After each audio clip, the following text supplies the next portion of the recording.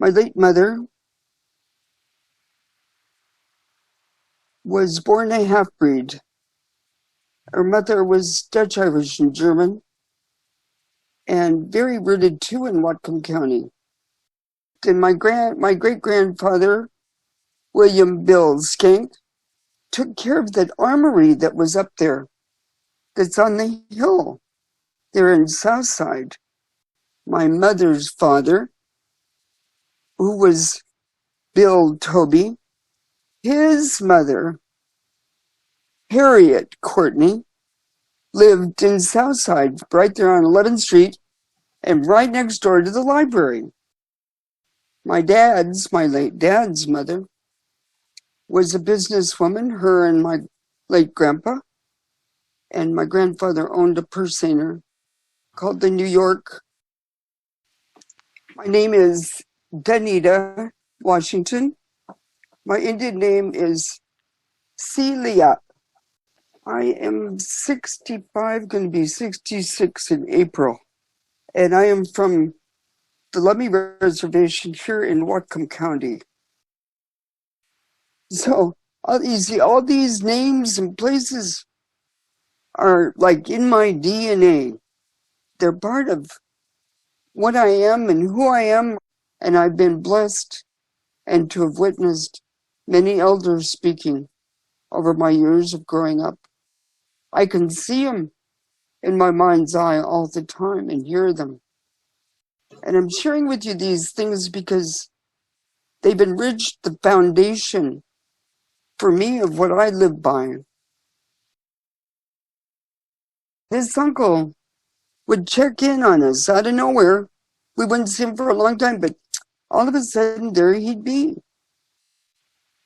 He'd go out to the woodshed and he'd come back in with an armful of wood because we had a fireplace and an oil heater. And he'd whittle down and make these curls of cedar. The next thing we knew, the house was just toasty. The fire was blazing. It was all nice and warm. 9 children, and I'm eldest. And so my brother and I, the brother after me, we've grown up with lots of responsibility and expectation. Expectations that nowadays might look like child abuse. You know, to be driving a tractor at 6 years old. Our son, Samuel, has 2 children. Callan, who just turned 13, and Nikaya, whom we call Kitty, and she's 9. Our daughter, Lena, she has 1 daughter, and Sophia is now 2.5. Yeah, she's a busy one. She's very busy and very delightful. She is the model of what we've never got to be.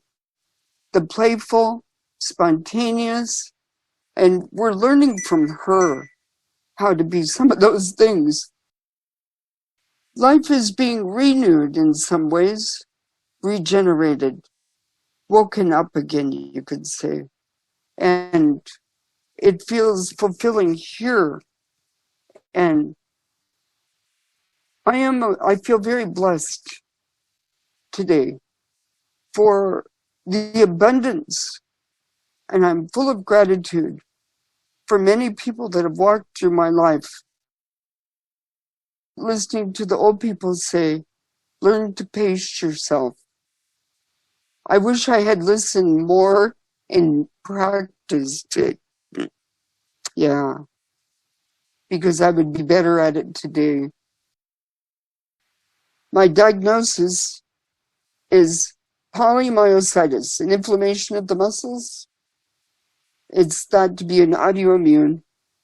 They don't really know how to treat it. So my history has been more than 10 years, almost 15. And slow but sure have lost strength, and slow but sure have more pain. It's affected my swallowing. So now I'm tube fed. And so, it's trying not to get too preoccupied. I sit and I start to cry, but my cry turns to a song. And the song is, my grandfather would say, is my medicine, and it stands me up. So I sing once a day sometimes two. Lately, as a young person, when even I had the strength, I wasn't doing it, and I could have. But as an older person, I see the value now of what my old people were trying to tell me. Yeah.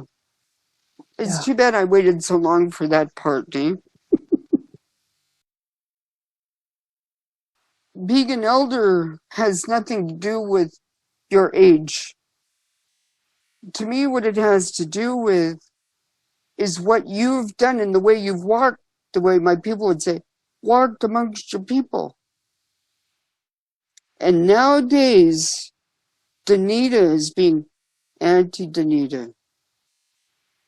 So I've been earning my spot, and I tried to be gracious, to use my wisdom and my discretion wisely. Because my late grandparents would say, the way you walk amongst your people tells it all.